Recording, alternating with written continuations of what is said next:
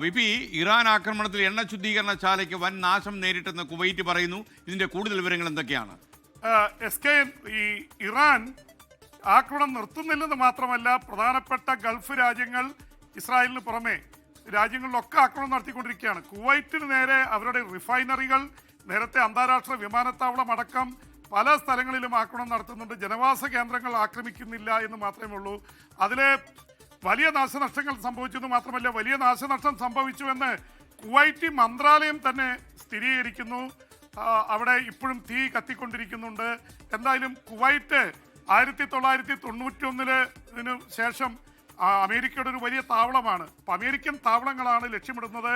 അമേരിക്കയോട് ബന്ധമുള്ള UAE, Saudi, Bahrain, Qatar അടക്കം പ്രധാനപ്പെട്ട രാജ്യങ്ങളിലൊക്കെ ആക്രമണം നടത്തിക്കൊണ്ടിരിക്കുകയാണ്. അപ്പോൾ ആക്രമണത്തിന് കുറവില്ല. ഒരു ഭാഗത്ത് ട്രംപ് പറഞ്ഞുകൊണ്ടിരിക്കുന്നു അവർക്ക് നാവികസേനയില്ല, അവരുടെ കയ്യിൽ ബാലിസ്റ്റിക് മിസൈൽ ഇല്ല, ഡ്രോണുകളില്ല എന്ന് പറയുമ്പോഴാണ് ഡസൻ കണക്കിന് ഡ്രോണുകളാണ് ഗൾഫ് രാജ്യങ്ങളിലേക്ക് പ്രയോഗിച്ചുകൊണ്ടിരിക്കുന്നത്. ബാലിസ്റ്റിക് മിസൈലുകളുടെ കാര്യത്തിലും യാതൊരു കുറവുമില്ല. കാരണം തുരങ്കങ്ങളിൽ ഇറാൻ അത് സൂക്ഷിച്ചിരിക്കുകയാണ്. ഇറാന് വലിയ നാശനഷ്ടങ്ങൾ സംഭവിച്ചെങ്കിലും അവരുടെ ആയുധ ശേഖരം ഇപ്പോഴും പകുതിയോളം ബാലിസ്റ്റിക് മിസൈലുകൾ ബാക്കിയുണ്ടെന്ന് അമേരിക്കയുടെ ഇന്റലിജൻസ് തന്നെ പറയുന്നു. അമേരിക്കയിൽ ട്രംപിനെതിരെയുള്ള വികാരം കൂടുതൽ കത്തിച്ചൊലിച്ചുകൊണ്ടിരിക്കുകയാണ്. അതുകൊണ്ട് ട്രംപിന് എങ്ങനെയെങ്കിലും ഈ യുദ്ധം അവസാനിപ്പിച്ചേ പറ്റൂ. വേണ്ടി വന്നാൽ ഒരു 2-3 ആഴ്ച കൂടി പിടിച്ചു നിൽക്കും. അതിൽ കൂടുതൽ മുന്നോട്ട് കൊണ്ടുപോകാൻ താല്പര്യമില്ല. പക്ഷേ SKN അവരുടെ നേരിടുന്ന ഏറ്റവും വലിയ പ്രശ്നം ഗൾഫ് രാജ്യങ്ങളിലുള്ള US ബേസുകൾക്ക് നേരെ ഈ പ്രശ്നം തീർന്നില്ലെങ്കിൽ ഇറാൻ ആക്രമിച്ചുകൊണ്ടേയിരിക്കും. അവർ വല്ലാത്ത ഒരു പ്രതികാര ദാഹത്തിലാണ്. ഇറാൻ ജയിക്കാൻ പോകുന്നില്ല, പക്ഷെ അവർ തോൽവി സമ്മതിക്കാൻ തയ്യാറുമല്ല.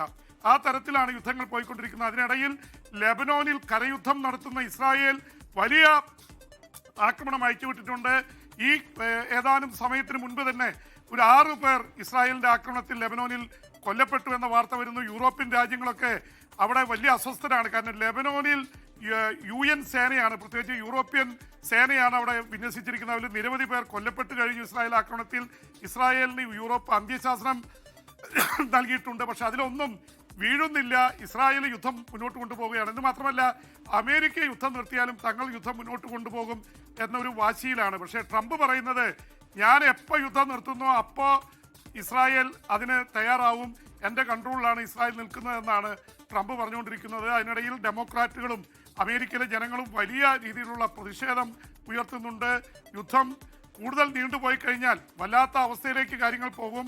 ദശലക്ഷക്കണക്കിന് മലയാളികൾക്കിടയിൽ ആശങ്കയുണ്ട്. ആകെയുള്ള ആശ്വാസം SKN ജനവാസ കേന്ദ്രങ്ങൾ ആക്രമിക്കുന്നില്ല എന്ന് തന്നെയാണ്. അതുകൊണ്ട് നമ്മൾ മലയാളികൾക്ക് പേടിക്കേണ്ട കാര്യമില്ല. ആകെ ഈ പെട്രോളിയം, ഇത് എണ്ണ ശുദ്ധീകരണശാല, കടലിൽ നിന്ന് വെള്ളം ശുദ്ധീകരിക്കുന്ന ശാലകൾ, അതുപോലെ തന്നെ അന്താരാഷ്ട്ര വിമാനത്താവളം, US ബേസ്, ഇതാണ് പ്രധാന അറ്റാക്കിംഗ് കേന്ദ്രമായിട്ട് അവർ തിരഞ്ഞെടുത്തിട്ടുള്ളത്. പാലങ്ങൾ ആക്രമിക്കുമെന്നുള്ള ഭീഷണി കൂടിയുണ്ട്. എന്തായാലും വലിയ രീതിയിൽ പേടിക്കേണ്ട അവസ്ഥയില്ലെന്നാണ് നമുക്ക് ബോധ്യപ്പെടുന്നത്. SKN. Okay, thank you BB James. ഇനി നമുക്ക് പിന്നീട് കാണാം. ഓക്കെ.